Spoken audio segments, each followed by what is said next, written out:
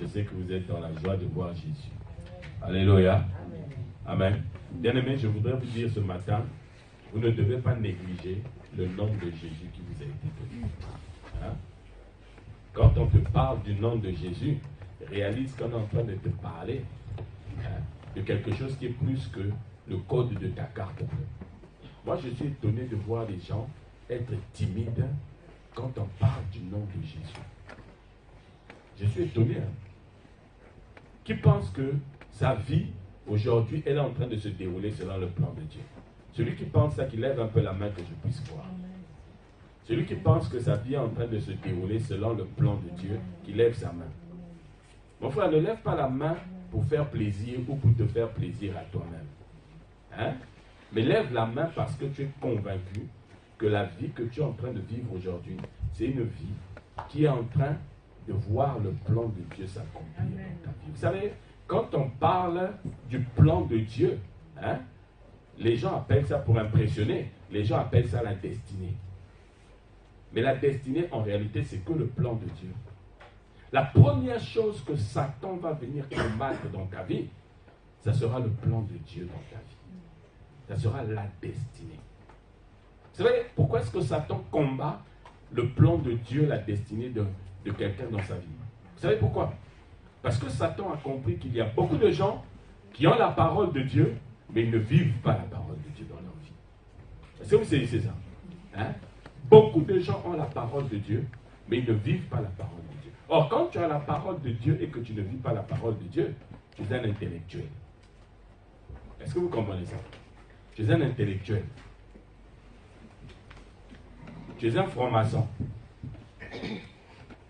Tu es un rosicrucien. Peut-être même que tu es un musulman. Peut-être même que tu es un témoin de Jéhovah. Alléluia.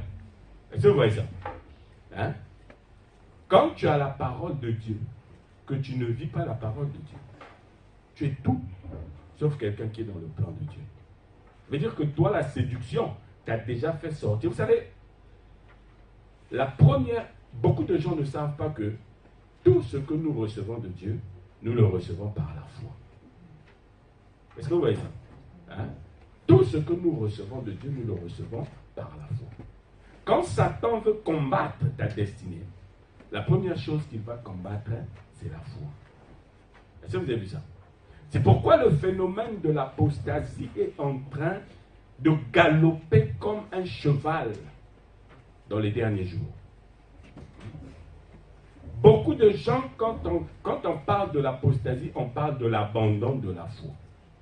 Beaucoup de gens aujourd'hui sont convaincus que pour avoir quelque chose de la part de Dieu, il faut qu'ils viennent donner de l'argent à l'église. Il faut qu'ils fassent exploser les gens avec une bombe. Il faut qu'ils poignardent des gens au nom de Dieu et il est sûr qu'il aura quelque chose au nom de Dieu. N'est-ce pas? Vous le voyez comme moi je le vois. Est-ce que vous savez ça? Mais nous, quand nous avons la parole de Dieu et que nous vivons la parole de Dieu, nous savons que tout ce que nous avons, nous l'obtenons par la foi. Les enfants de Dieu n'ont pas encore réalisé cette dimension de leur relation avec notre Père qui est aux cieux. Les enfants de Dieu aujourd'hui imaginent que c'est ce que je vais faire qui va déterminer que Dieu va me donner. Ce qui fera que le jour où tu n'auras besoin de rien, tu ne feras aussi rien. C'est ça on voit ici. Vous avez des frères à fond la caisse dans la musique, chantent, parce qu'il est célibataire. Il chante, quand tu l'entends chanter, tu dis waouh! Celui-là, c'est même Gabriel qui a pris sa bouche, il a collé dans sa bouche. Mais une fois qu'il est marié, vous ne le voyez plus. Vous ne le voyez plus. Parce que lui, il est convaincu que la femme qu'il a eue, c'est parce qu'il était en train de chanter. Amen. Mon frère, ma soeur, je vais te parler ce matin, je sais que tu vas me détester. Tu vas me détester, c'est pas grave. Hein? C'est pas grave, je suis déjà habitué à être détesté. Alléluia. Moi, je suis comme Jésus. Hein? Mon dos a déjà été labouré depuis des années. Hein? Moi, vous savez, je suis un cadavre ambulant. Hein? Alléluia. Est-ce que vous le savez? Moi, je suis un cadavre ambulant. C'est pourquoi moi, je n'ai pas peur de la mort. Moi, je suis un cadavre ambulant. Donc moi, je marche là, quand vous me voyez marcher, hein, faut parfois vous dire, hé, le cadavre là est en train de marcher. Maman a dit, quand tu me fais monter dans ta voiture, faut même dire, cadavre, monte. Je vais monter. Alléluia. Moi, je suis un cadavre ambulant. Parce que je sais que moi, vous pouvez faire tout ce que vous voulez sur moi. Ça va même me donner un avantage parce que je serai comme Paul. Je vais aller me retrouver auprès de mon maître. Je suis un corbeau qui est sorti, qui a hâte de repartir où il est venu. Hein? Vous n'avez pas hâte de repartir d'où vous êtes venu parce que vous aimez trop cette vie sur la terre. Hein? Porter des belles baskets, porter des gros pantalons baggy, quand tu marches là, et les gens voient, ah, ça c'est Salem. Non, non, non, non, non, nous on n'est plus à cette étape-là. Hein? Nous on est devenus des cadavres ambulants. Donc quand je parle, c'est pourquoi je vous ai dit que la résolution que moi j'ai prise pour 2025, je viens, je prie, je prêche, et c'est vous-même qui décidez après. Celui qui décide, qui prend, il prend. Celui qui décide, il ne prend pas. Je continue mon chemin. Est-ce que vous savez ça? Hein? Quand je parle, il ne faut pas penser que je suis en train de parler parce que je vais être méchant avec vous. Non. Moi, mon pasteur, quand j'étais à Pointe-Noire, mon pasteur m'avait dit un jour, il me dit, Salem, viens. Il me dit, Salem, si tu es au pied d'un homme de Dieu, qui tous les jours est en train de te caresser, quand il prêche, c'est pour te dire, tout va bien avec Jésus. Avec Jésus, tu iras loin. Avec Jésus, tu feras des miracles. Avec Jésus, tu feras ceci. Il dit, Salem, fais 2 mois avec lui. Le 3e mois, va-t'en. Il dit, ah, c'est pas ça, pourquoi? Il me dit, parce que c'est quelqu'un qui veut t'envoyer dans l'apostasie. Alléluia. Il dit, quand Dieu veut travailler avec toi, hein, Dieu te met à l'épreuve. Alléluia. Dieu t'éprouve. Je vous ai expliqué à plusieurs reprises ici que Dieu n'a pas confiance en nous. C'est écrit ou pas? Il dit, Dieu n'a pas confiance dans ses serviteurs. Donc ça veut dire que si moi je suis un serviteur de Dieu, Dieu n'a pas confiance en moi. Mais pour que Dieu puisse avoir confiance en moi, il faut que je lui prouve qu'il doit avoir confiance en moi. Or le problème que nous avons des difficultés à entrer dans cette dimension de l'intimité avec le Seigneur. Hein? Parce que le diable est sorti pour combattre le plan de Dieu dans notre vie. Le diable est sorti pour combattre notre destinée. Et quand le diable combat ta destinée, quand le diable combat le plan de Dieu dans ta vie, vous savez, la première chose que le diable va utiliser, c'est quoi? Vous savez, c'est quoi? Qui connaît? Vous avez ça tous les jours ici. Là, même là où je suis en train de parler, je vois ça, je vois des points d'exclamation sur les têtes des gens ici. Là. Je vois des points d'exclamation sur les têtes des gens. La première chose que le diable utilise, hein, pour combattre votre destinée, les inquiétudes. Alléluia. Les inquiétudes. C'est avec les inquiétudes que Satan réussit à te dérouter du plan de Dieu. Et tu vas le comprendre ce matin. Genèse chapitre Esther, chapitre 2, du verset 15 au verset 17. Et nous allons lire ensuite Philippiens, chapitre 4, du verset 6 au verset 7. Esther, chapitre 2, du verset 15 au verset 17. Et Philippiens, chapitre 4, du verset 6 au verset 7. Bien-aimés, les inquiétudes. Non, prions d'abord.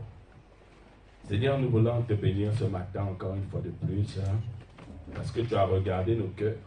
Tu as vu que dans nos cœurs, Seigneur, il y avait beaucoup de pierres qui t'empêchaient de pouvoir accomplir le plan de ta vie que tu as tracé pour nous dans notre vie. Seigneur, l'ennemi est en train d'injecter des inquiétudes dans la vie de ton peuple afin, Seigneur, de combattre la destinée de tes enfants. C'est pourquoi ce matin, Seigneur, tu m'as ouvert la bouche, Saint-Esprit, pour que tu puisses donner à tes enfants le pain vivant qui est descendu du ciel, afin qu'ils apprennent à gérer les inquiétudes dans leur vie. Père, je te bénis et je te glorifie, parce que tu es un Dieu vivant, tu es un Dieu puissant, au nom de Jésus. Amen. Amen. Amen. Les inquiétudes. Qui n'a jamais eu des inquiétudes ici? Qui lève la main. Qui ne s'est jamais inquiété ici? Qui s'est déjà inquiété? Levez la main ceux qui se sont inquiétés. Les petits enfants, vous, ça ne sert à rien de lever la main parce que vous ne vous inquiétez pas. Hein, vous, maman, tu te lèves le matin, maman, elle a déjà préparé le comment vous appelez ça là, ce qui reste dans les céréales, voilà. Maman, il n'y a plus de céréales. Comment il n'y a plus de céréales? Maman a déjà tout préparé pour toi. Hein? Les petits enfants, pas d'inquiétude. Mais c'est des adultes. Les inquiétudes. Mon frère, l'inquiétude est le premier poison que le diable va utiliser pour t'empêcher d'entrer et de vivre le plan de Dieu dans ta vie, parfaitement et intégralement. C'est pourquoi ce matin, je veux te présenter la solution contre les inquiétudes. Hein? Comment apprendre à gérer les inquiétudes? Vous savez, les inquiétudes sont tout à fait normales dans la vie d'une personne. Un homme qui ne s'inquiète pas, c'est un démon. Pire que même un démon, parce que le démon s'inquiète aussi. N'est-ce pas? Quand tu ne t'inquiètes pas, ça veut dire que toi, tu n'es plus normal. Et tu vas finir par être un tueur en série. N'est-ce pas? C'est l'inquiétude qui fait que tu ne puisses pas commettre des actes répréhensibles. Quand tu veux aller voler, tu t'inquiètes du traitement qu'on va te donner. Quand tu iras voler, voilà pourquoi tu ne voles pas. N'est-ce pas? Quand tu veux aller commettre l'adultère, tu es marié, tu t'inquiètes de la conséquence de ton époux ou de ton épouse. Voilà pourquoi tu évites de commettre l'adultère parce que tu sais que tu risques d'avoir des problèmes. N'est-ce pas? Donc, quelqu'un qui ne s'inquiète pas, c'est quelqu'un qui va facilement verser dans le péché. Mais sauf que quand tu es converti, l'inquiétude ne doit plus faire partie intégrante de ta vie. Tu peux t'inquiéter, mais l'inquiétude ne doit pas être le mouvement permanent de ta vie. Or, les enfants de Dieu aujourd'hui, l'inquiétude est devenue le mouvement permanent de leur vie, le vecteur directeur de leur vie. Répète avec moi, je suis inquiet. Répète, dis, je suis inquiet. Si tu es une femme, dis, je suis inquiète. Je suis inquiet. Alléluia. Tu es inquiet, non? Tu es inquiet. Hein? N'est-ce pas? Est-ce que tu as vu ça? Hein? L'inquiétude, mon ami, c'est ça qui va t'emmener loin de la volonté de Dieu dans ta vie. Moi, je voudrais te dire 2-3 petites choses sur l'inquiétude. Ok? Vous savez, vas-y, lis Esther, chapitre 2, du verset 16 au verset 17. Verset 15 du verset 17. Lorsque son tour d'aller vers le roi fut arrivé, Esther, fille d'Abicaïl, oncle de Mardoché, qu'il avait adopté pour fille, ne demanda que ce qui fut désigné par Égaï, eunuque du roi et gardien des femmes. Esther trouvait grâce aux yeux de tous ceux qui la voyaient. Esther fut conduite auprès du roi Assuérus dans sa maison royale, le 10e mois, qui est le mois de Tébet, la 7e année de son règne. Le roi aima Esther plus que toutes les autres femmes, et elle obtint grâce et faveur devant lui plus que toutes les autres jeunes filles. Il mit la couronne royale sur sa tête et la fit reine à la place de Vasti. Amen. L'histoire d'Esther, les amis, est une histoire d'une personne normalement qui devait être auréolée d'inquiétude. Esther était une jeune fille orpheline de père et de mère, n'est-ce pas? Esther était orpheline de père et de mère, et elle a été adoptée par qui? Par son cousin, Mardoché. Et si au moins encore ils étaient restés là-bas en Israël, il n'y aurait pas de problème, n'est-ce pas? Il n'y aurait pas de problème. J'ai été adopté par mon cousin, on habite dans la maison familiale, il n'y a pas de souci. Mais Esther et Mardoché, on va les emmener à l'étranger, n'est-ce pas? On l'emmène à l'étranger. Ah! Toi d'abord, tu es orpheline. Tu es adopté par quelqu'un. Et cette personne te prend et t'emmène avec lui, là où on vous a à l'étranger. Vous savez, quand tu fais un voyage à l'étranger, surtout pour nous qui venons des pays africains, c'est toujours facile quand tu fais ton voyage, tu es seul. C'est vrai ou pas? C'est vrai ou pas? Parce que c'est difficile quand tu sais que là où je vais, il n'y a personne pour m'accueillir, personne pour m'héberger, et tu prends un bagage accompagné. Imaginez l'état d'esprit d'Esther. Esther devait être sur le qui-vive, en se disant que, ah, celui-là, il m'a emmené ici, là. Le jour où ça va chauffer ici, là, il va me chasser de la maison. N'est-ce pas? Il y a des gens, tu arrives en France ici, c'est ton propre frère qui t'accueille. Tu habites chez lui un mois. Moi, je vous avais expliqué, un ami à moi, chez lui à la maison, là où il habitait chez son frère. Sa femme partait écouter à la porte de la salle de bain, elle chronométrait combien de temps il laissait couler l'eau. dès qu'il ouvre, elle chronomètre. Dès qu'il arrête, son mari vient et dit, toi ton petit frère gaspille l'eau, il faut que tu le vires ici de la maison. Et c'est toujours les femmes qui ont souvent ce genre de comportement-là ici en France. Je ne sais pas pourquoi. C'est quel démon même qui vous pique? Hein? C'est quel démon qui vous pique ici là en France? Hein? Ah! C'est bizarre, hein? Tu vas chronométrer le temps que l'autre est en train de mettre dans la salle de bain pour pouvoir trouver des arguments et dire à ton mari, chasse ton petit frère de la maison. C'est méchant, hein? Ouais. Esther était certainement dans ce genre d'état d'esprit. Les inquiétudes. La Bible dit que Esther avait trouvé grâce aux yeux de l'Éternel. Mon frère, quand tu as trouvé grâce aux yeux de l'Éternel, normalement pour toi, ce qui doit suivre, c'est la gloire. Amen. Moïse, comme Dieu lui a dit, tu as trouvé grâce à mes yeux. Moïse dit, c'est vrai, j'ai trouvé grâce à tes yeux, je n'en disconviens pas, mais je veux maintenant que tu me montres ta gloire. Parce que quand tu as trouvé grâce aux yeux de Dieu, en réalité, derrière, c'est la gloire qui doit te suivre. C'est ça le plan de Dieu pour ta vie. Mais les inquiétudes viennent pour t'empêcher d'atteindre cette gloire. Est-ce que vous savez ça? Les inquiétudes, le plan de Dieu, c'est que tu as trouvé grâce à ses yeux, il t'emmène jusqu'à la gloire. Parce qu'il a dit que ceux qu'il a connus d'avance, il les a prédestinés à être semblables à Jésus-Christ. Et ceux qu'il a connus d'avance, qu'il a prédestinés à être semblables à Jésus-Christ, il a fait quoi? Il les a appelés. Ils ont répandu et il les a justifiés et il les a glorifiés. Donc les inquiétudes viennent pour t'empêcher d'être justifié afin que tu rentres dans la gloire. Est-ce que tu as saisi ça? Hein? Ce matin, je vais t'expliquer 2-3 petites choses. La première chose que je vais t'expliquer au sujet des inquiétudes, c'est que tu dois savoir que quand tu t'inquiètes, c'est parce que tu évalues tes ressources et tes besoins. La première chose qui emmène des inquiétudes dans la vie d'une personne, c'est quand tu évalues tes ressources et tes besoins. Est-ce que vous avez compris ça? Hein?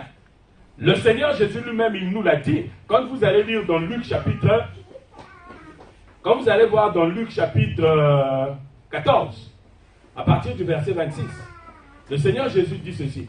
Lequel d'entre vous, s'il veut bâtir une tour, ne s'assoit pas d'abord pour évaluer ses ressources et ses besoins? N'est-ce pas? Donc, l'inquiétude va venir à partir de quand? Quand tu vas évaluer tes besoins et tes ressources et que tes ressources sont inférieures à tes besoins, à partir de ce moment-là, tu commences à paniquer. Tu commences à t'inquiéter. Est-ce que vous avez compris ça? Tu commences à t'inquiéter parce que tes ressources sont inférieures à tes besoins. Tu t'inquiètes. Tu as 50 ans, tu vas acheter une maison en France. Tu regardes ton salaire. Et je n'ai même pas d'apport. Mais comment je vais faire? Tu vas à la banque te dit, sur 20 ans, tu as droit à 50 000 euros seulement. Et toi, la maison te dit 100 000 euros. Tu dis, mais 50 000 euros, là, je vais avoir ça où? Tu commences à t'inquiéter. Ah, je vais mourir comme ça, là, sans maison. Parce que tu as évalué tes ressources. Il faut remettre le téléphone là debout. Hein? Il y a quelqu'un qui est en train de suivre le culte, s'il vous plaît. Merci. Ah, mon téléphone, là, vous allez me casser mon pauvre téléphone, vraiment. Mais bon, je sais que vous avez de l'argent ici, là. Vous cassez mon téléphone. Pasteur, on t'a acheté iPhone 28. Alléluia. Amen. Voilà. Donc, vous voyez, hein? Quand tu évalues tes ressources et que tes ressources sont inférieures à tes besoins, c'est là où le diable fait remonter les inquiétudes. Est-ce que vous savez ça? Le Seigneur Jésus, quand il dit que lequel d'entre vous, quand il veut bâtir une tour, ne s'assied pas d'abord pour calculer. En réalité, le Seigneur Jésus est en train de vous montrer qu'en réalité, vous dans votre vie, tout ce que vous faites, vous ne le faites pas par la foi. Vous le faites par vos calculs. Vous le faites par vos calculs. Ah, je vais à l'église aujourd'hui, je vais arriver, le pasteur il arrive à 8 heures. Non, moi aujourd'hui à l'église, je vais arriver à 9 heures pour que le pasteur me voie. Je suis arrivé à 9 heures. Qu'est-ce que le pasteur il en a assuré que tu viennes à 9 heures à l'église? Hein? C'est ta relation avec Dieu. Plus tu vas considérer Dieu comme une petite chose, plus aussi tu auras des petites gouttes qui vont tomber sur toi.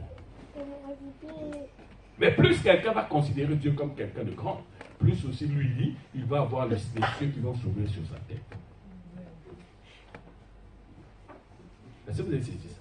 Les inquiétudes viennent du fait que tu considères tes ressources. Alors quand tu commences à considérer tes ressources par rapport à tes besoins, tu oublies qu'en réalité, toi, tu as une ressource qui t'a été donnée, qui est au-dessus de toutes les ressources qui existent dans le monde, le nom de Jésus. L'écriture de la Bible dit ceci que il n'y a de salut en aucun autre que sinon en Jésus-Christ. Car il y a sous le ciel, à moins que toi tu ne sois pas sous le ciel. Peut-être que toi tu es plutôt au-dessus du ciel. Mais pour nous qui sommes sous le ciel, la Bible dit ceci que il n'y a aucun autre nom qui nous ait été donné par lequel nous devions être sauvés. Bon, quelqu'un qui sait qu'il a un nom par lequel il peut être sauvé, il va s'inquiéter de quoi? Dites-moi un peu. Si toi aujourd'hui tu sais que dans ton compte bancaire, tu as 3 milliards, qui va s'inquiéter s'il a 3 milliards dans son compte bancaire? Levez un peu la main que je puisse le voir. Qui va s'inquiéter? Ah, que Dieu te bénisse, papa. Tu vas t'inquiéter, non? Oui. Pourquoi tu vas t'inquiéter avec 3 milliards dans ton compte? Parce que la banque peut faire disparaître. Alléluia. Il faut arrêter d'être schizophrène. Il faut arrêter ça, les amis. Alléluia. Hein? Moi, j'ai 3 milliards dans mon compte en banque. Vous allez, c'est-à-dire, quand je viendrai ici à l'église, non? Je vais même venir ici à l'église en sandales. Quand vous allez me dire, mais pasteur, je m'en fous, j'ai 3 milliards dans mon compte bancaire, vous allez me dire quoi? D'abord, si vous voulez, je peux même vous acheter toute la fierté ce soir-là, ça va être votre église. Est-ce que vous avez vu ça? Quand tu as 3 milliards dans ton compte bancaire, tu sais que tes ressources sont supérieures à tes besoins, donc tu n'as plus besoin de t'inquiéter. Alléluia. Est-ce que vous avez saisi ça? Cette jeune fille, Esther, elle avait compris qu'elle avait des ressources qui étaient supérieures à ses besoins quand la Bible dit qu'elle a trouvé grâce aux yeux de l'Éternel. Quand tu trouves grâce aux yeux du Seigneur, ça veut dire qu'il dépose sur toi le nom de Jésus.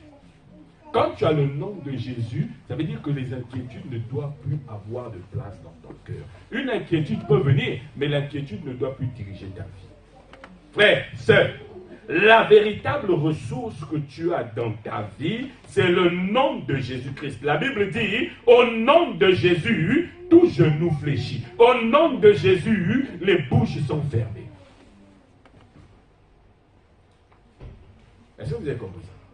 Vous savez, quand tu as une ressource qui est supérieure à tes inquiétudes et que tu t'inquiètes par rapport à tes besoins alors que tu as des ressources qui sont supérieures, ça veut dire que tu risques de dilapider tes ressources sans le savoir. Dieu, quand il sait qu'il t'a donné une ressource qui est supérieure à tes besoins, ce n'est plus toi qui t'inquiète, mais c'est lui qui s'inquiète pour toi. Les enfants de Dieu, nous nous inquiétons beaucoup plus pour nous au lieu de laisser Dieu s'inquiéter pour nous. Tu sais, quand Dieu s'inquiète pour toi, tu es comme Daniel. Vous avez vu Daniel? On l'a envoyé dans la fosse aux lions. Dieu s'est inquiété. Daniel a accepté d'aller dans la fosse aux lions. Si c'était toi, est-ce que tu aurais accepté de partir dans la fosse aux lions? Un homme zen, il a compris. Je n'ai pas à m'inquiéter. Celui qui s'inquiète pour moi, il saura quoi faire quand je vais me retrouver dans la fosse aux lions. Quand toi, tu ne t'inquiètes pas devant le danger, le Seigneur va s'inquiéter pour toi. Quand tu ne t'inquiètes pas devant la persécution, le Seigneur va s'inquiéter pour toi. Et quand le Seigneur s'inquiète pour toi, au nom de Jésus, les gueules sont fermées. Continue à t'inquiéter. D'accord? Que Dieu te bénisse avec tes inquiétudes. Dis Amen. Dis Amen. Dis Amen. Tu ne veux pas dire Amen? Bon, pourquoi tu t'inquiètes? Tu joues la comédie ici? Tu es en train de jouer la comédie? Je te dis, inquiète-toi. Quand que Dieu te bénisse avec tes inquiétudes, tu sais très bien que tu as l'habitude de t'inquiéter. Au lieu de dire Amen, tu fermes la bouche. Et quand tu vas sortir d'ici, tu vas augmenter le niveau de tes inquiétudes. Frère, arrêtez de jouer la comédie. Laissez Dieu s'inquiéter pour vous. Dis, Seigneur, je ne vais pas m'inquiéter, moi. Pour ma santé, je te laisse t'inquiéter. Fais ce que tu as à faire. S'il faut que je meure, Seigneur, je mourrai. Alléluia. Vous êtes témoin que pendant pratiquement 2 mois, je suis en train de trimballer un genou qui est en train de m'embêter ici, là. Vous avez vu ça? Vous savez, ce genou-là, quand j'ai commencé à souffrir, quand j'ai commencé à avoir des problèmes au niveau de ce genou, il y a quelqu'un qui m'a dit, ah, mais toi, pourquoi tu... Il dit, peut-être que toi aussi, ce qui est arrivé à ta mère, c'est ce qui va t'arriver. Je dis, comment? Vous savez, parce que ma mère, avant de nous quitter, elle a été opérée de son genou. On lui a enlevé le genou, on lui a remplacé un autre genou. Dans sa démarche, la pauvre avait même changé. Quand cette personne m'a dit ça, j'ai dit, hey, Seigneur, donc vraiment, tu vois, surtout que les gens disent que toi, tu as récupéré 70% du génotype de ta mère, et chez ton père, tu as récupéré que 40%. J'ai dit, hey, Seigneur, donc vraiment, cette femme-là, elle m'a laissé son matériel génétique à 70%, et donc ma démarche va être changée à l'église là-bas, les gens vont me voir, j'ai dit, hey Seigneur, les inquiétudes ont commencé à prendre place dans ma vie, parce que j'ai considéré que mes ressources étaient inférieures à mes besoins de voir mon genou guérir. Vous savez, je suis allé voir l'orthopédique. Déjà, avant même d'aller voir le chirurgien orthopédique, il y avait quelqu'un qui me disait à la voix comme ça, il dit, reste tranquille, ton genou va s'arranger, reste tranquille. Et moi je disais, ah, maman, quelques mois avant de mourir, on lui a changé le genou, et la pauvre, sa démarche a changé. Moi aussi, je vais passer par là. Il me dit, non, tu ne passeras pas par là. Mais une autre me dit, si, tu passeras par là. Je vais voir le médecin regarde, le médecin tord mon genou. Quand il tord mon genou, je pense que ce jour-là, si j'avais un marteau, je pense que je lui aurais balancé le marteau sur la tête. Mais je me suis retenu, je me suis dit, bon, peut-être qu'un jour, il verra, ah, ça c'est le pasteur, là, c'est lui qui m'a dit. Je dis, Seigneur, je me retiens, je préfère souffrir. Quand il a regardé l'IRM, il dit, bon, j'ai une bonne nouvelle pour vous. J'ai dit, ah bon? Il dit, oui, votre genou, est-ce qu'il y a de plus nickel? En réalité, chez vous, là, ce sont juste les ligaments, là. Il y en a un qui s'est coupé à 80%. Mais heureusement qu'il ne s'est pas totalement coupé. C'est juste quelques fibres qui se sont détachées. Les autres sont encore liés, donc ça va guérir naturellement. Mais ça prendra du temps. Je suis sorti de là-bas. J'ai dit, bon, genou. Et vous savez, curieusement, dès que je suis sorti du cabinet de ce médecin-là, j'ai plié mon genou comme ça.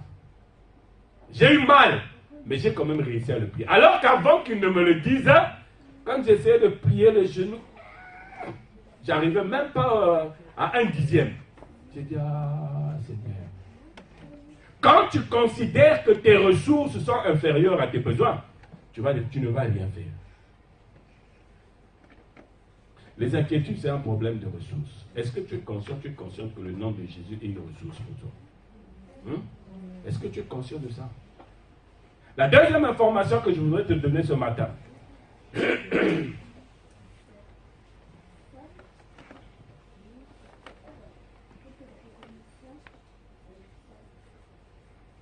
La deuxième information que je voudrais te donner ce matin au sujet des inquiétudes. Les inquiétudes vont bloquer ta mentalité de service. Avec les inquiétudes, tu ne vas pas être disposé à servir le Seigneur. Est-ce que vous me comprenez? L'inquiétude vient pour enlever dans ton cœur la mentalité d'un sacrificateur.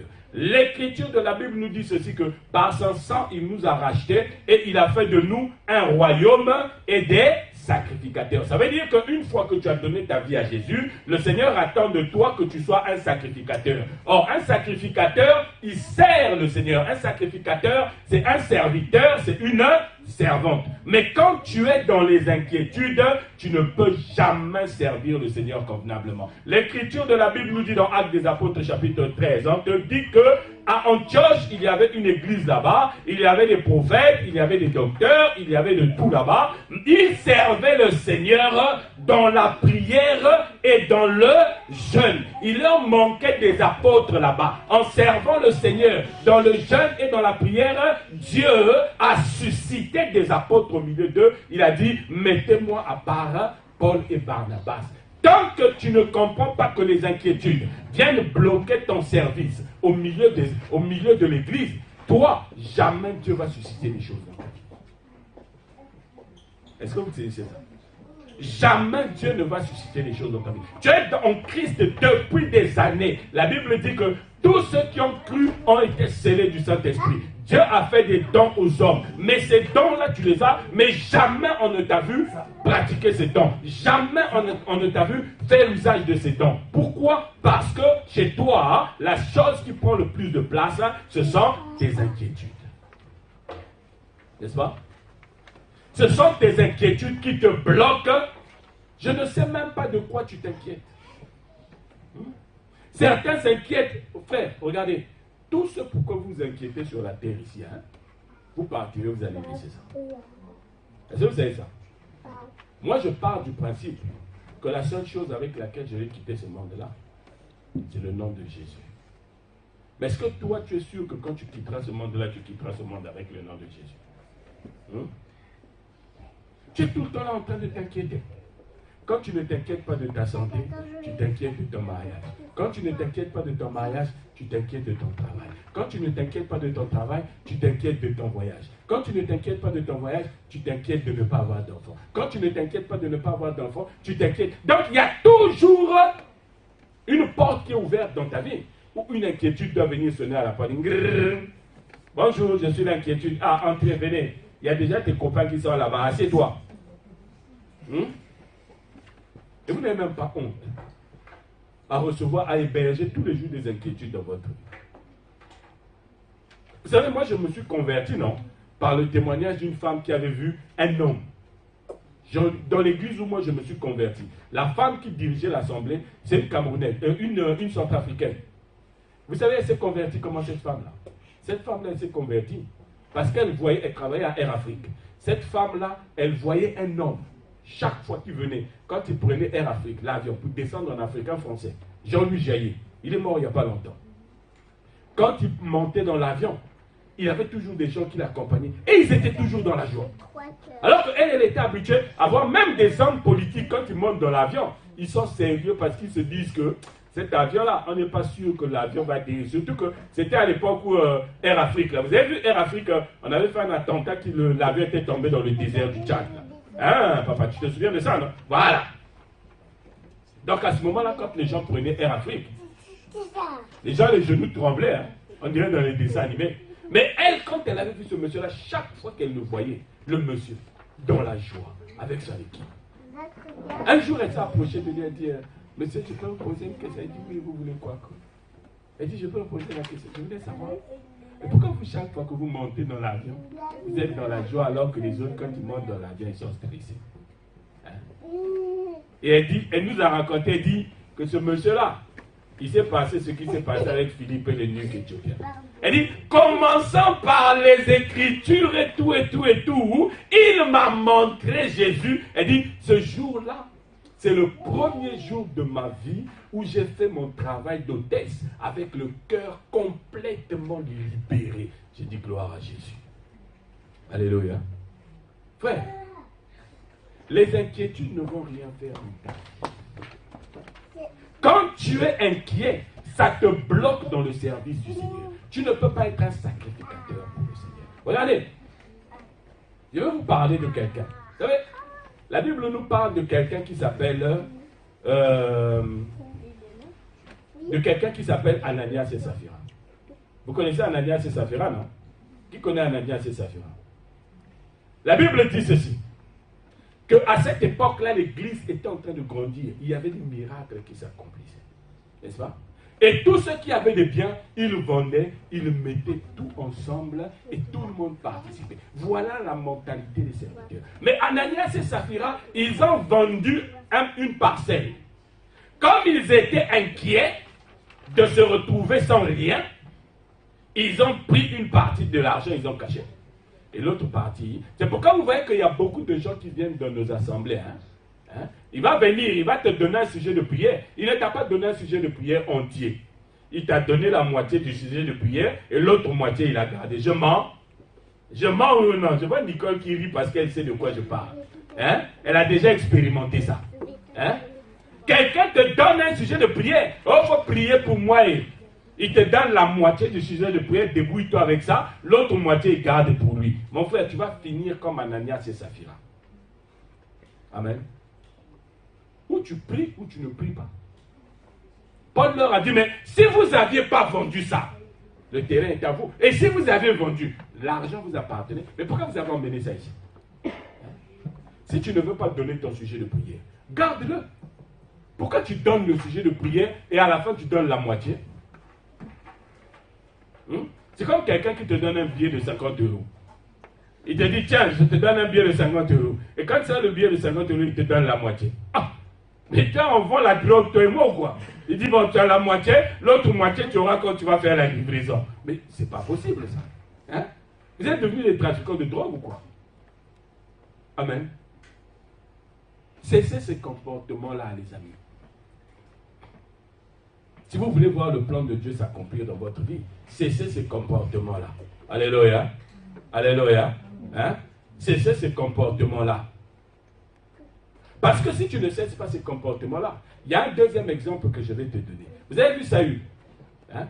Saül, ce matin, j'en ai parlé avec les enfants. Saül était quelqu'un qui était, lui, il était motivé pour les biens de la famille seulement. Son problème à lui, c'était que les biens de la famille, c'est moi qui veille sur ça. En Afrique, vous avez beaucoup de gens comme ça. Hein? Je ne sais pas ici en Europe, je n'ai jamais croisé ça ici en Europe. Mais en Afrique, vous avez beaucoup de gens comme ça. Là. Hein? Papa a construit une grande maison, il a mis des portes, chaque enfant, il a donné la porte. Hein? Lui, il a 50 ans déjà passé. Mais il est toujours là. Tous ses petits frères ont libéré leurs portes, ils ont mis des locataires. Mais lui, il est toujours dans sa petite porte qui est restée là. Et quand tu lui dis, mais quand tes petits frères sont partis, oh, moi je garde les biens de famille. À 50 ans, il va sortir là, le matin, il sort avec une serviette au cou, torse nu, avec un gros ventre, un petit sort. Petit, viens, va m'acheter le tangaouis là-bas et les beignets. La vision des biens de famille. Saül était dans cette vision-là. Les biens de famille. Dieu lui a dit, tu as trouvé grâce à mes yeux, je vais te faire sortir de cette vision. Dieu l'a fait sortir de la vision domestique, de la vision des biens de famille, et Dieu l'a fait entrer dans la vision nationale, dans la vision de tout un pays. Le prophète Samuel lui a dit, quand tu partiras, tu vas arriver dans une ville qu'on appelle Gibea Elohim. Tu verras là-bas une garnison des Philistins et des prophètes. Entre dans le groupe des prophètes, commence à prophétiser. Il arrive, dès qu'il s'est séparé de Samuel, il arrive, les choses se sont accomplies comme avait dit Samuel. Il a commencé à prophétiser. Les gens ont vu, ah, Saül aussi est devenu prophète. L'onction est tombée sur lui. L'onction a changé sa vie. Mais au lieu qu'il puisse confirmer ce changement-là, Saül, la Bible dit que Samuel lui a dit, tu vas me précéder à Gilgal. Quand tu arriveras à Gilgal, tu attends 7 jours. Et le 7e jour, je vais arriver et je vais offrir le sacrifice pour toi. Alors ton règne pourra commencer à durer jusqu'à l'éternité selon le plan de Dieu. Mais regardez quelqu'un, Dieu t'a fait sortir de la vision du studio. Il t'a emmené dans la vision d'un pavillon. Donc tu penses que Dieu qui t'a fait sortir de la vision du studio, il n'est pas capable de te maintenir dans la vision du pavillon. On l'emmène dans la vision du pavillon. La Bible dit que quand il a attendu 1 jour, 2 jours, il a commencé à voir son armée diminuer. Les Philistins qui étaient à 5 km approchaient de jour en jour, kilomètre.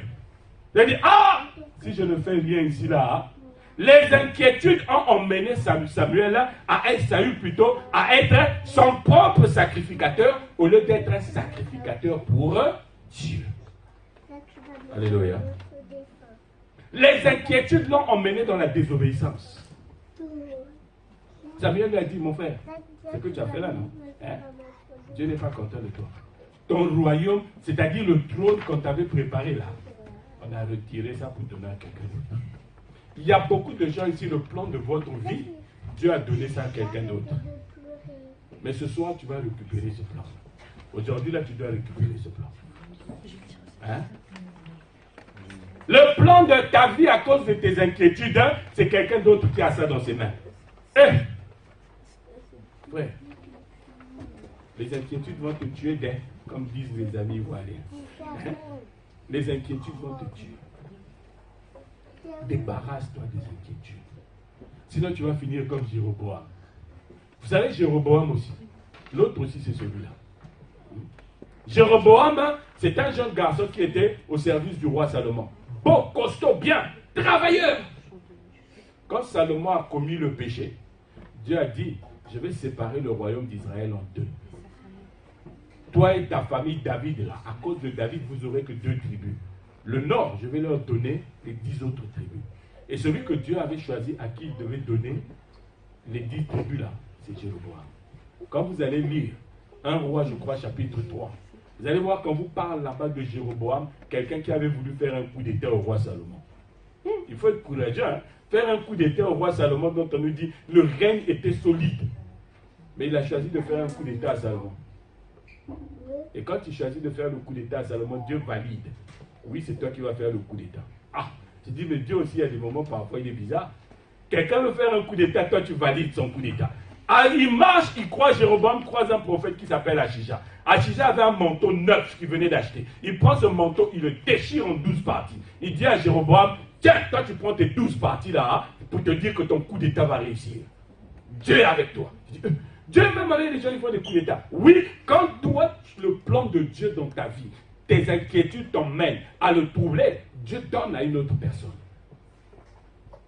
Mais regardez encore ici, nous avons une personne, Dieu t'a soutenu dans ton coup d'état. Une fois qu'il s'assoit au pouvoir, il voit le peuple qui descend tout le temps à Juda là-bas, à Jérusalem pour aller offrir les sacrifices. Il s'assoit et commence à penser, il dit, ces gars-là, la manière dont ils vont offrir les sacrifices là-bas à Jérusalem, ils risquent de repartir là-bas à Jérusalem. Et les enfants de David vont être leurs rois. Ils vont venir me tuer ici, là. Non, pardon, il faut que je les empêche d'aller à Jérusalem. Et qu'est-ce qu'il fait? Il fabrique 2 veaux d'or. Comme qui? Aaron. Il fabrique 2 veaux d'or. Il va mettre ces 2 veaux d'or-là, un à Bethel. Bethel, vous savez que ça signifie maison de Dieu. Hein? Ça veut dire que tes inquiétudes vont faire que tu vas faire entrer des idoles dans ton corps. Parce que la Bible dit que ton corps, c'est la maison de Dieu. Tes inquiétudes font entrer des idoles dans ton corps. Quelque chose que Dieu t'a donné, toi, des inquiétudes, donc, tu te retrouves avec une idole dans ton salon. Alléluia. Les amis, méfiez-vous des inquiétudes. Amen. Les inquiétudes ne doivent pas t'empêcher à servir le Seigneur. La Bible dit, offrez vos corps comme un sacrifice vivant, saint et agréable à Dieu. C'est ce qui sera pour vous un véritable culte. Mais tu ne peux pas avoir un véritable culte devant le Seigneur si tu es tout le temps dans les inquiétudes.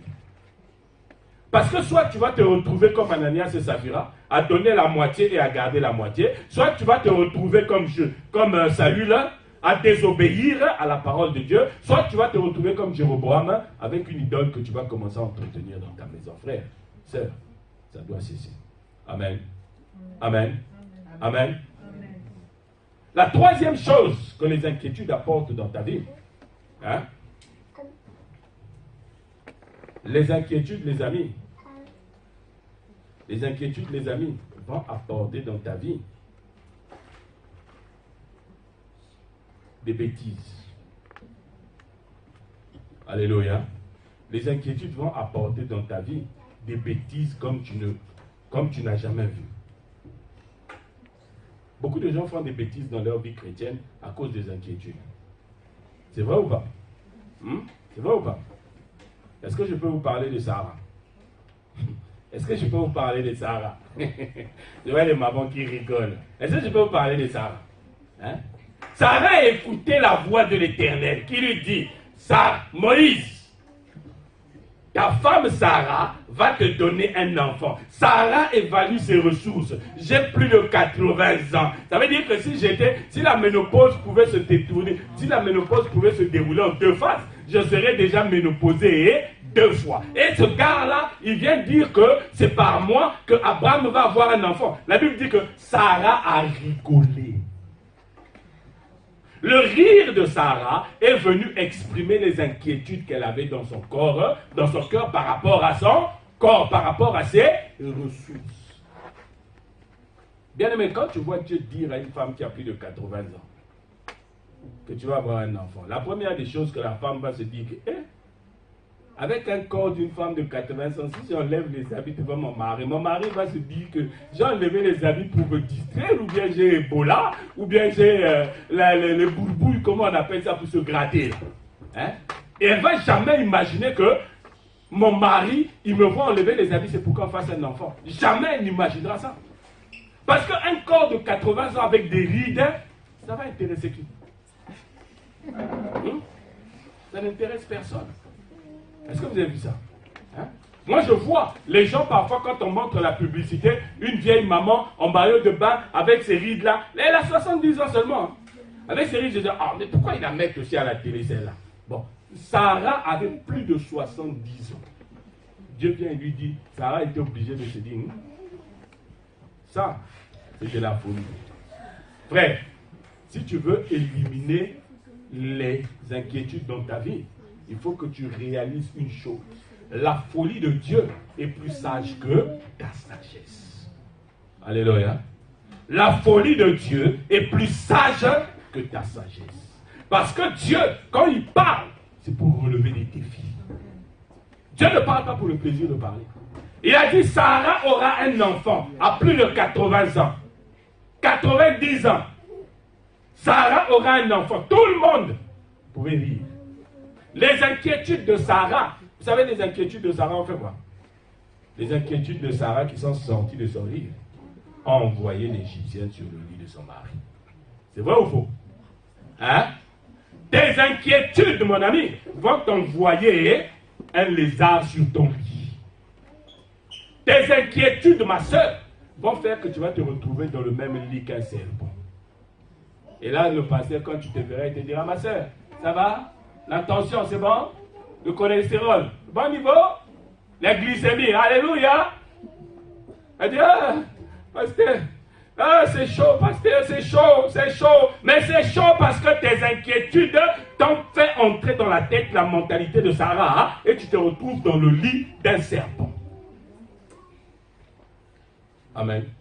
Surtout vous les jeunes filles, là. Surtout vous les jeunes filles, là. Je m'adresse surtout à vous, là. Vos inquiétudes, quand vous allez évaluer vos ressources, tu as 40 ans. Il y a encore personne qui t'a dit, tu sais, ma soeur, là tu vas évaluer, tu as dit, 40 ans, je suis devenu. Qui t'a dit qu'à 40 ans, on est vieille? Qui t'a dit à 40 ans, on est vieille? À 40 ans, on lutte encore même avec les petits de 20 ans. Hein? Tu m'aimes, moi aussi je m'aime. Alors, alléluia. Hein? Il y a des femmes qui ont 50 ans ici, quand tu regardes la photo, on dirait un enfant de 18 ans. Tu dis, mais ma soeur. Alléluia. Non, ne vous laissez pas embrouiller par des ressources qui viennent de je ne sais où. La véritable ressource que vous avez, c'est le nom de Jésus-Christ. Si Sarah avait compris que la ressource que j'ai, c'est le nom de Jésus-Christ, l'Égyptienne ne se serait pas retrouvée sur son lit. Regardez, vous savez, quand tu laisses les inquiétudes s'incorporer dans ta vie, tu vas faire des bêtises qui vont avoir des conséquences, non seulement sur toi, mais aussi sur plusieurs générations dans ta famille. Est-ce que vous n'êtes pas en train, qui a vu il y a 3 jours, les 2 petits enfants qu'on nous a montrés à la télé, les 2 petits cadavres que le Hamas est venu remettre à l'armée israélienne? Qui a vu ça? Qui a vu ces images? Un petit enfant de 4 ans et son petit frère, il avait, je ne sais pas, moins d'un an. Il avait des mois. Ils les ont enlevés, ils ont emmené les cercueils avec des bébés dedans. Mais c'est les conséquences de la bêtise de Sarah. Parce que les Palestiniens, là, ils se réclament de qui? C'est pas d'Ismaël. Ismaël, c'est qui? C'est pas le fils de Agar. Agar, c'est qui? C'est pas la servante de Sarah qui elle a donné à Abraham qui s'est retrouvé dans son lit. Alléluia. Donc vous voyez que ce sont les enfants de cette femme-là que Sarah a envoyés sur le lit qui aujourd'hui. Voilà. Moi, quand je serai procureur au ciel, ces petits garçons-là qui sont morts, j'irai au ciel, je vais présenter le dossier. Je vais dire, Seigneur, je suis venu avec un acte d'accusation contre Sarah. Il va me dire, pourquoi? Il y a 2 petits garçons qui sont morts là-bas à cause d'elle. Est-ce que vous avez vu ça? Et même avant ça, aujourd'hui les Israéliens, l'armée israélienne, on est en train de les traiter de tueurs, non? Mais c'est toujours à cause de Sarah. Vous n'avez pas vu les 2 petits, d'abord la petite dont on nous a montré, je ne sais pas si c'est enquête spéciale ou envoyé spécial.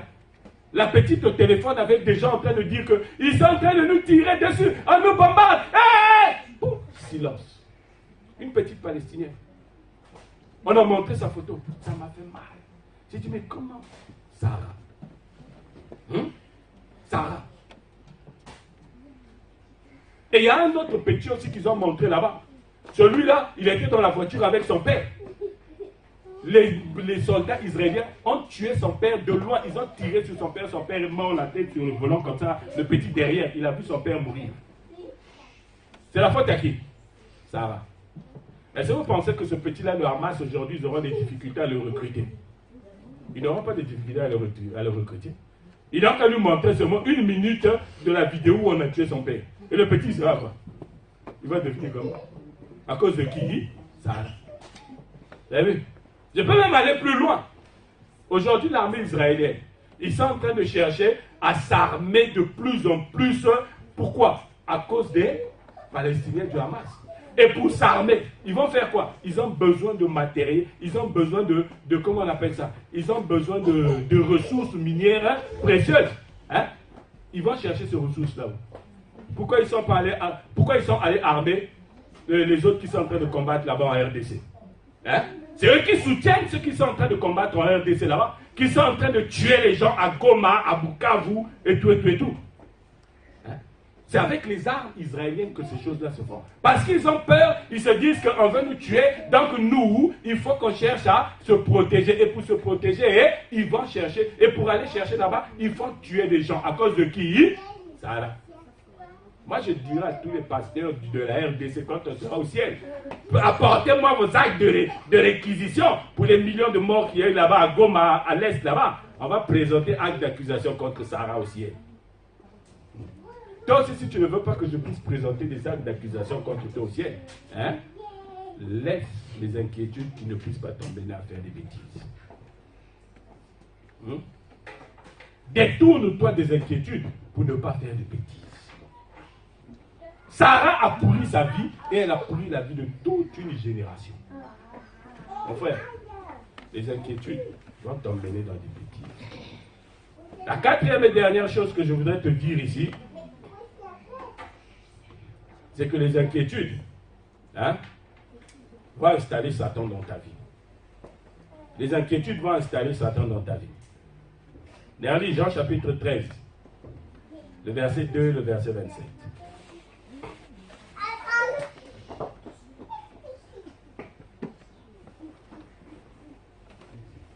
Vas-y, lis d'abord le verset 2. Pendant le souper, lorsque le diable avait déjà inspiré au cœur de Judas Iscariote, fils de Simon, le dessein de le livrer. Alléluia. On dit le diable avait inspiré à Judas le dessein de livrer Jésus, c'est-à-dire de trahir la parole faite chair. À quel moment Judas a eu le désir de livrer, de trahir la parole? Quand vous allez lire le chapitre 12, vous allez voir que Judas s'est inquiété des finances. Parce qu'on a offert un parfum qui coûtait l'équivalent d'une année de salaire qu'on a versé au pied de Jésus. Judas s'est inquiété de cette dépense inutile. Quand tu t'inquiètes, mon ami, pour tes finances, pour ta santé, pour ta famille, pour ta maison, tu es en train d'installer Satan petit à petit dans ta vie. Vas-y, lis le verset 21. Lis le verset 27. Dès que le morceau fut donné, Satan entra dans Judas. Jésus lui dit, ce que tu fais, fais-le promptement. Dès que le morceau fut donné, Satan est entré où? Dans Judas. Celui qui avait des inquiétudes. Ça veut dire que ce matin, quand je suis en train de te donner le pain, là, si tu choisis de garder tes inquiétudes, quand tu sortiras d'ici là, Satan va entrer dans ton corps et tu vas être le plus grand traître de la parole faite chair. La plus grande traîtresse de la parole faite chair. Alléluia. Alléluia. Est-ce que vous me comprenez? L'écriture de la Bible nous dit ceci. Vous savez, c'est pourquoi j'ai compris pourquoi Philippiens chapitre 4, le verset 6 à 7. Il y avait un garçon dans la Bible qu'on appelle Amathia. Vous savez, Amathia, lui aussi, il était roi de Juda. Vous allez voir cette écriture-là dans 2 Chroniques chapitre 25. Pour vous montrer comment est-ce que Satan vient s'installer dans ta vie et il te gaspille ta vie. Amathia était roi en Israël. Amathia, un jour, les rois édomites se sont levés pour venir lui faire la guerre. Il a rassemblé son armée. Il a vu qu'il avait 300 000 soldats dans son armée. Il a vu, j'ai 300 000 soldats dans mon armée. C'est bon, mais ce n'est pas suffisant. Parce qu'il a regardé ses ressources et il a regardé ses besoins. Vous savez ce qu'il a fait? Il est allé solliciter 10 000 hommes de plus dans l'armée d'Israël. Alors que c'était une armée dans laquelle l'idolâtrie s'était déjà installée. Dieu avait dit, cela, l'idolâtrie s'est installée. Donc lui, à cause, parce qu'il aimait, il a regardé ses ressources, il a regardé ses besoins. Il s'est dit que non, j'ai pas assez. Je dois aller chercher. Il a accepté de se compromettre. Beaucoup d'enfants de Dieu aujourd'hui, les inquiétudes vous emmènent dans la compromission. C'est vrai ou pas? Hein? Pour toi, la compromission, ça devient quelque chose de naturel. Tu te compromets dans des situations compromettantes et tu roules dans la compromission. Et le dimanche, le mardi, le mercredi, le jeudi, tu viens à l'église, alléluia. Donc en fait, Dieu est en train de voir un rouleau de farine, de compromission, qui est en train de faire du théâtre à l'église. Comme en matière. L'écriture de la Bible dit ceci. Philippiens chapitre 4 et 6. Ne vous inquiétez de rien. Ne vous inquiétez de rien.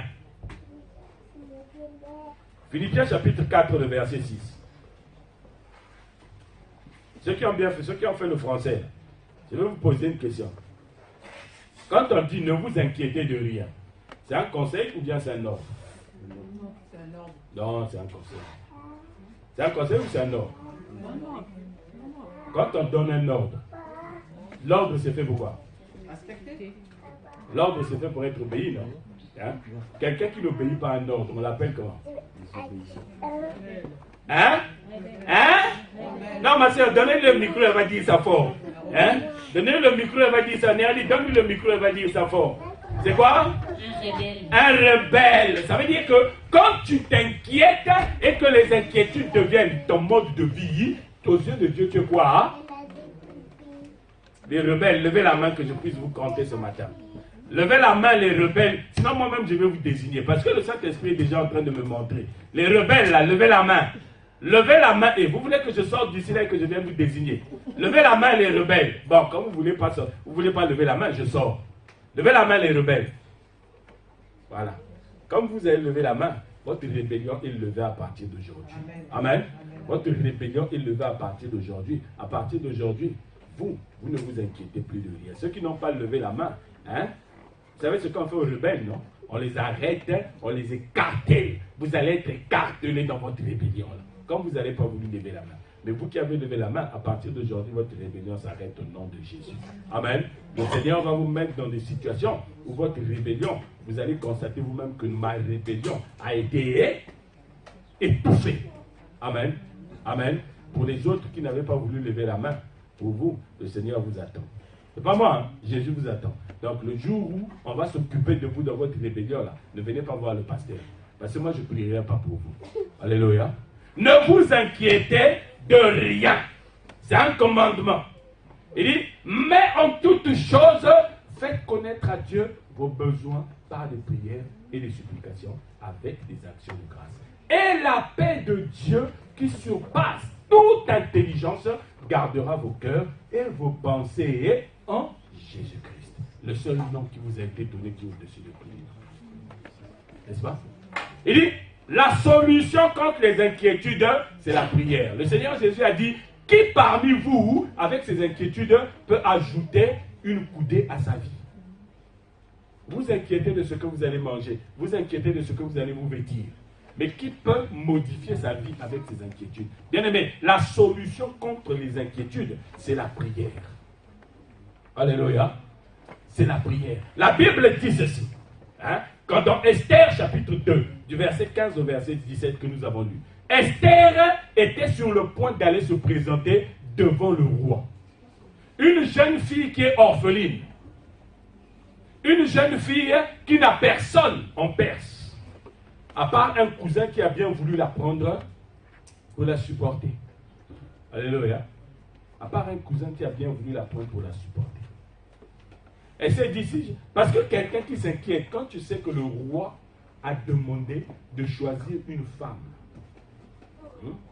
quand tu sais que le roi a demandé une femme, qu'est-ce que tu fais?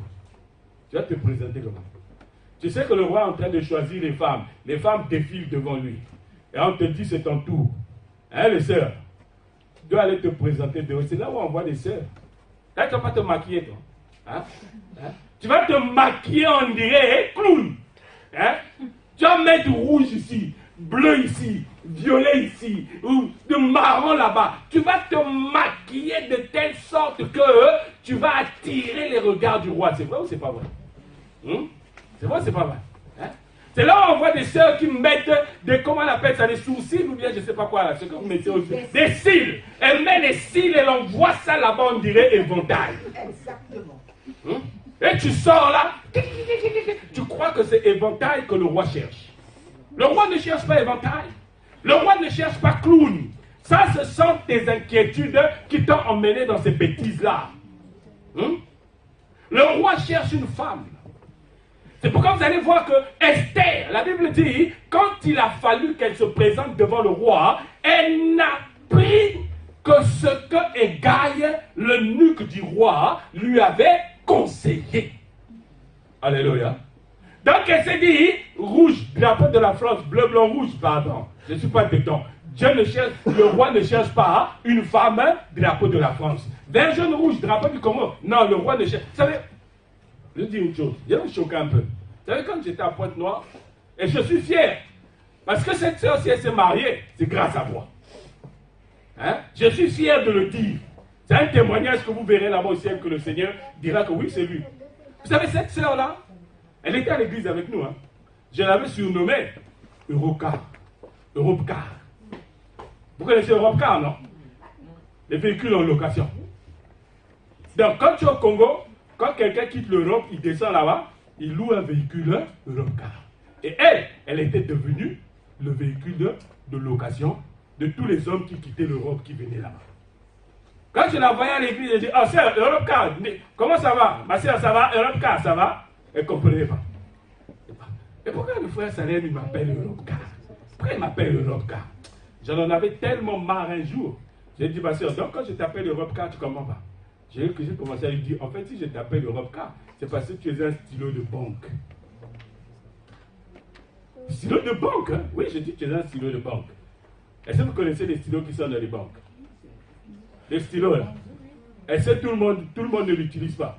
Est-ce que quelqu'un l'a déjà emmené à la maison? Quand tu prends ce stylo-là, tu l'emmènes à la maison, tu vas te rappeler, c'est le stylo de la banque. Même si tu étais déjà arrivé à 2 km, tu vas le ramener à la banque. N'est-ce pas? Quand une fille se comporte comme ça, tous les gens qui quittent l'Europe, qui descendent, c'est sur toi, ils viennent atterrir. Tu es un stylo de banque. Ils vont signer leur relevé, ils vont signer leur remise, leur imprimé de remise de chèque là avec toi. Après, il revient en France ici et il récupère sa femme. Stylo de banque. Vous savez, quand la sœur avait appris cette explication que je lui avais donnée, ça l'avait fait mal. Elle a dit à une de ses copines, parce qu'elle ne pouvait pas venir me voir en face, elle était plus petite que moi. Elle a giflé avec ces bêtises-là, elle aurait compris. Elle a vu une autre sœur qui était avec nous à l'église et dit, ce que le frère Salem dit de moi là. Mais je ne disais pas ça à tout le monde, hein. Je disais ça seulement entre elle et moi. Quand je la voyais, je dis, oh, stylo de banque, Europcar, stylo de banque. Quand elle est venue comprendre, ça l'a fait mal. Sur le champ, elle a arrêté les histoires des hommes qui revenaient d'Europe.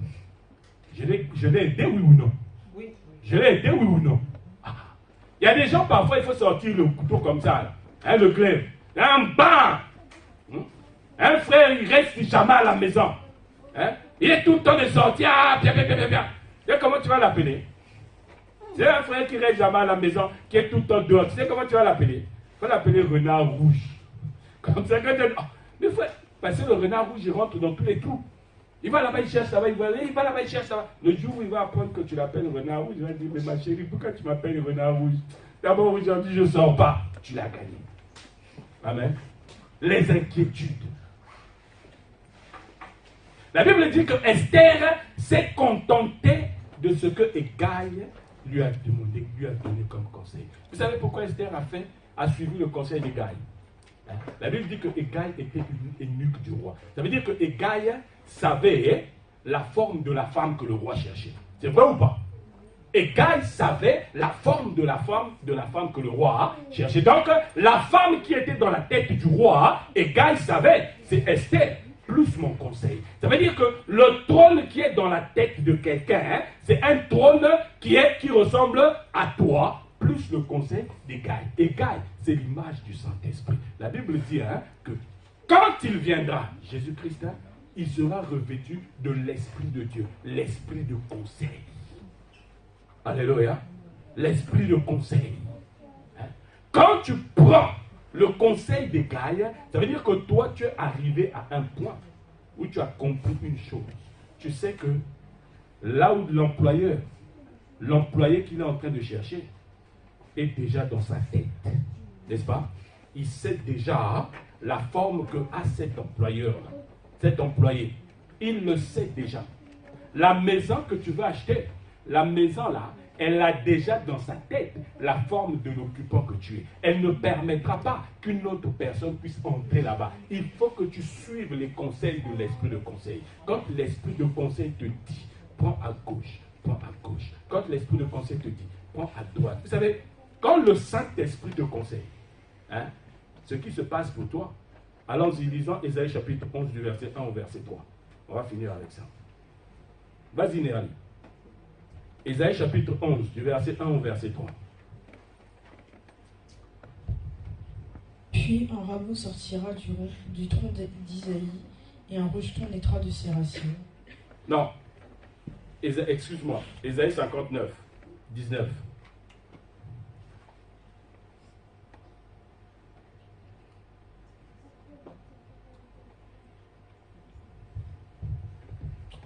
On craindra le nom de l'Éternel depuis l'Occident, et sa gloire depuis le soleil levant. Quand l'ennemi viendra comme un fleuve, l'Esprit de l'Éternel le mettra en fuite. L'ennemi viendra comme un fleuve. L'ennemi vient avec quoi? Avec les inquiétudes. La Bible dit que quand l'ennemi viendra avec les inquiétudes, l'Esprit de l'Éternel va le mettre en fuite. C'est-à-dire l'Esprit de l'Éternel viendra avec un conseil qui va permettre aux inquiétudes de disparaître comme le sel dans l'eau. Qui a déjà mis le sel dans l'eau? Quand tu mets le sel dans l'eau, est-ce que le sel en question, tu le vois encore? Les inquiétudes vont disparaître quand tu vas commencer à craindre le nom de l'Éternel. Vous savez, quand on dit craindre le nom de l'Éternel, ça ne veut pas dire avoir peur du nom de l'Éternel. Ça veut dire que quand tu crains le nom de l'Éternel, tu considères que tu as reçu un nom et tu as reçu une identité par rapport à ce nom et tu vis en fonction de cette identité-là. Alléluia.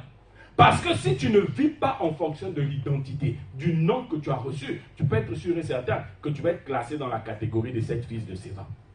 Les 7 fils de Séva, ils se sont retrouvés devant les démons. Au nom de Jésus que Paul prêche, les démons disent quoi? On connaît Jésus, on connaît Paul. Mais vous, vous êtes qui? La Bible dit qu'ils se sont emparés d'eux. Quand tu crains le nom de Dieu, quand tu crains le nom de Jésus, ça veut dire que toi, tu marches selon les conseils du Saint-Esprit. Et tu fais, c'est-à-dire tu honore l'identité que le Saint-Esprit t'a donnée. Mais les enfants de Dieu aujourd'hui, ils n'honorent plus l'identité que le nom de Jésus leur a donnée. Je suis triste de voir des enfants de Dieu qui parlent comme des païens. Je suis triste de voir des enfants de Dieu qui raisonnent comme des païens. Je suis triste de voir des enfants de Dieu qui agissent comme des païens. La Bible dit que quand on craindra le nom de l'Éternel, quand l'ennemi viendra comme un fleuve, il le mettra en fuite. Bien aimé, c'est dans la prière.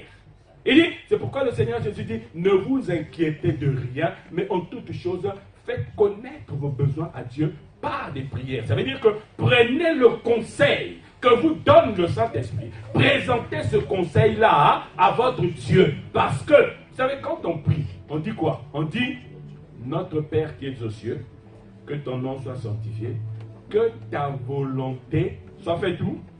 Sur la terre comme au ciel. Ça veut dire que quand tu suis les conseils du Saint-Esprit, tu sais déjà que la volonté de Dieu au ciel, elle a déjà été accomplie. Donc la volonté de Dieu, elle a été accomplie dans le monde invisible. Est-ce que quelqu'un qui pense à une femme dans sa tête, toi tu vois cette femme-là? Est-ce que tu vois cette femme? Non. Cette femme est invisible parce que elle est au ciel. Alléluia. Quand quelqu'un pense à embaucher quelqu'un, quand un employeur pense à embaucher un employé, est-ce que toi tu vois la forme de l'employé qui cherche? Non, parce que cet employé est dans sa tête. N'est-ce pas? Voilà pourquoi quand tu pries, tu dis Seigneur, que ta volonté que tu as déjà faite au ciel qu'elle puisse se faire aussi pour moi sur la terre. C'est comme ça la Bible dit que en Christ, notre vie n'est plus sur la terre, elle est cachée au ciel avec Christ. Ça veut dire que quand tu cherches du travail sur la terre, en réalité, au ciel, Christ t'a déjà trouvé un employeur. Tu es déjà dans la tête de l'employeur. Il faut seulement que tu suives les conseils du Saint-Esprit pour que quand tu vas te présenter devant cet employeur, l'employeur, quand il te verra, il dira, son esprit lui dira, c'est lui que je cherchais. Alléluia, alléluia. Oh non, je vais aller demander le visa. Mon frère, suis les conseils du Saint-Esprit. Le jour où tu iras à l'ambassade, le consul dira, c'est lui que je cherchais à mettre le visa dans son passeport. Alléluia. Tu n'auras plus besoin de t'inquiéter. Est-ce que vous savez ici? Le problème, c'est que nous ne réalisons pas que notre vie n'est pas sur la terre. Notre vie est au ciel. Alléluia.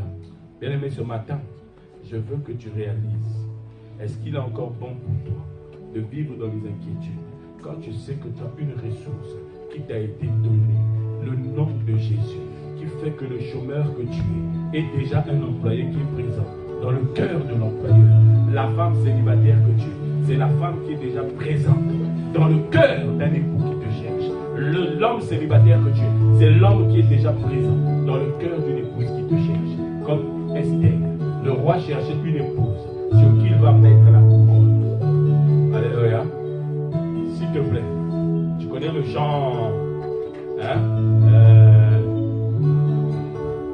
il ne t'a pas oublié. Voilà. Tu vas écouter ce chant-là avec nous. Tu vas te mettre debout, on va prier. Quand tu as trouvé grâce aux yeux du Seigneur, dis-lui ce matin, Seigneur, j'ai trouvé grâce à tes yeux. C'est vrai que jusqu'à présent, je me suis inquiété. Jusqu'à présent, Seigneur, j'ai laissé la première place aux inquiétudes dans ma vie. Mais ce matin, tu m'as appris que j'ai trouvé grâce à tes yeux. J'ai trouvé grâce à tes yeux. Seigneur, tu m'as formé dans la pensée d'un homme qui est en train de chercher quelqu'un qui va faire du bien. Tu m'as formé dans la pensée d'une femme qui est en train de chercher un homme à qui elle va faire du bien. Bien-aimé, ferme tes yeux ce matin. Commence à prier avec nous. Seigneur, je refuse d'être comme Amathia, Seigneur. Je refuse, Seigneur, d'être comme Sarah. Je refuse que les inquiétudes m'envoient dans les bêtises. Je refuse que les inquiétudes, Seigneur, emmènent Satan à venir s'installer dans ma vie. Bien-aimé, ce matin, je veux que tu réalises que tu es quelqu'un qui a trouvé grâce aux yeux du Seigneur. Alléluia. Il t'aime encore. Il t'aime encore. Bien-aimé, Jésus ne t'a pas oublié. Il ne t'a pas oublié. C'est pourquoi ce matin, il est venu te dire que tu ne dois plus t'inquiéter. Enlève les inquiétudes ce matin. Enlève les inquiétudes par ta bouche. Enlève les inquiétudes par ta prière. Ce matin, dis-lui, Seigneur, je suis conscient que j'ai trouvé grâce à tes yeux.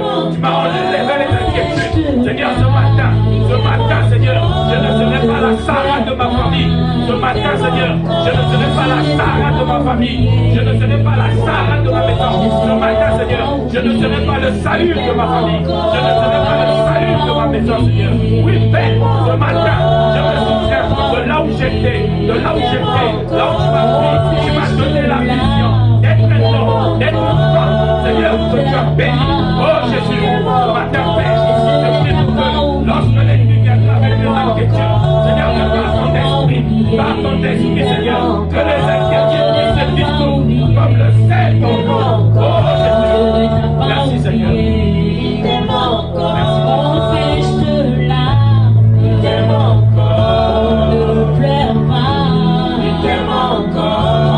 t'a pas oublié. Il t'aime encore. Jésus ne t'a pas oublié.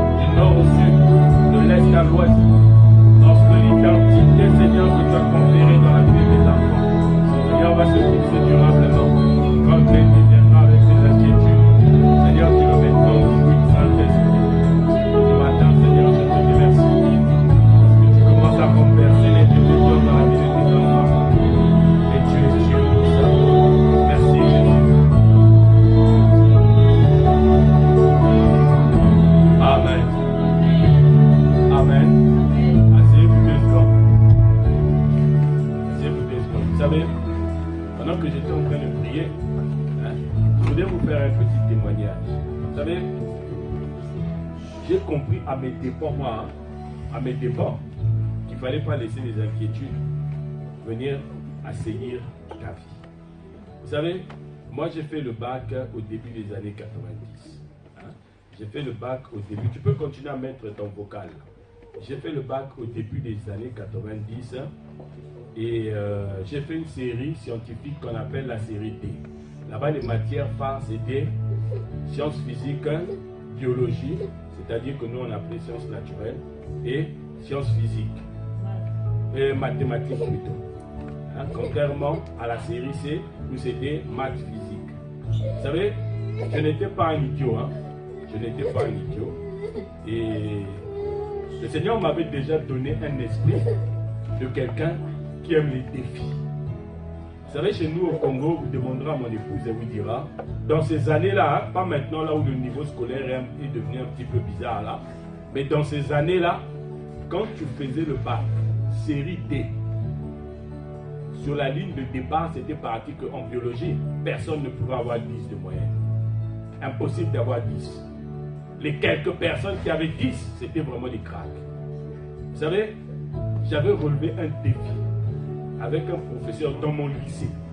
Ce professeur, dans tout le lycée, il était reconnu comme quelqu'un qui aimait catcher les élèves. Il ne donnait pas de bonnes notes.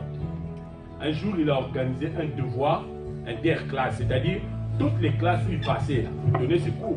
Il leur a dit, vous allez tous avoir un devoir en commun. Et moi, j'ai dit, j'irai faire le devoir dans sa classe. J'ai dit aux amis en classe, j'ai dit, j'irai faire le devoir dans sa classe et je vais avoir la moyenne. Les amis en classe m'ont dit, Salem, lui là, c'est le professeur Yamas. Parce que mon professeur, il s'appelait M. Massamba, on l'appelait Yamas. Il a dit, c'est M. Massamba qui te donne des notes ici, des 15, des 17.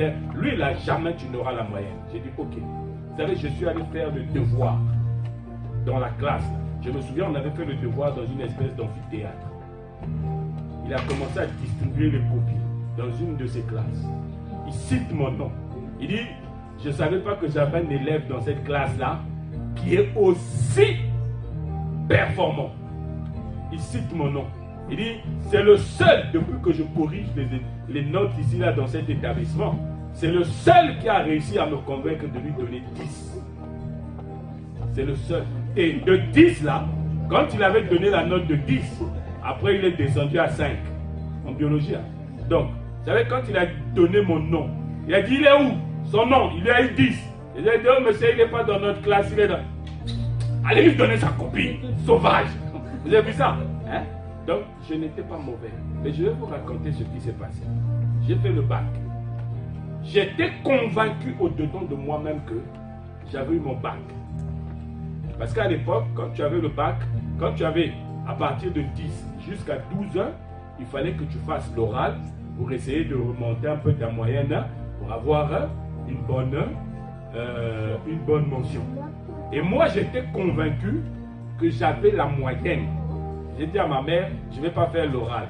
Maman me dit, il faut aller faire, il faut aller faire. J'ai dit, bon, je vais aller faire quand même.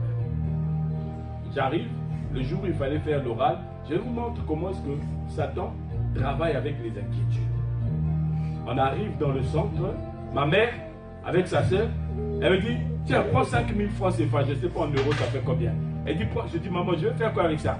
Elle dit, non, quand tu arriveras à l'intérieur là-bas, les professeurs là, ils aiment bien qu'on leur donne des petits bachiches là pour donner des bonnes notes. J'ai dit, ah. Au fond de moi, j'étais convaincu que j'avais déjà mon bac. Mais quand les deux là ont parlé, les inquiétudes sont passées à 30%. Et dès que je rentre dans le centre comme ça, je croise une fille qui était avec moi aussi en classe.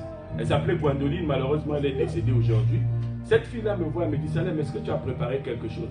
Je dis, moi j'ai rien préparé, je donne rien. Elle dit, hé Salem, il ne faut pas faire ça. Je dis, pourquoi tu... Quand c'est comme ça, non, les gens connaissent toujours quelqu'un. Ils vont te donner. Tu sais, moi, tu sais mon cousin, est-ce que tu connais mon cousin intègre? Je dis, oui, oui. Tu sais, lui, il avait fait comme toi, mais il avait loupé l'examen. Il avait loupé le bac à l'oral. Quand elle a parlé, les inquiétudes sont passées à 50%. Je dis, ah. Et elle, je lui ai dit, j'ai rien. Elle a pris, je ne sais pas si c'était 25 000 ou 15 000, elle m'a donné. C'était un enfant qui avait des parents qui avaient des moyens. Elle me donne les 25 000 ou les 15 000. Je prends les sous. Au fond de moi, il y avait toujours quelque chose qui me disait, tu donnes pas, je donne pas.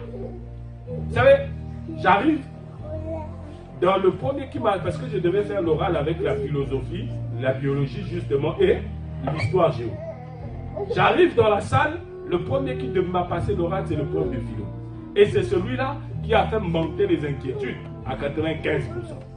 Parce que lui, je prends un sujet sur Emmanuel Kant, je crois. On commence à discuter. Il me dit, bon, petit, c'est bon. Tu as quelque chose pour moi, là. Tu as ta pièce, tu as ton livret.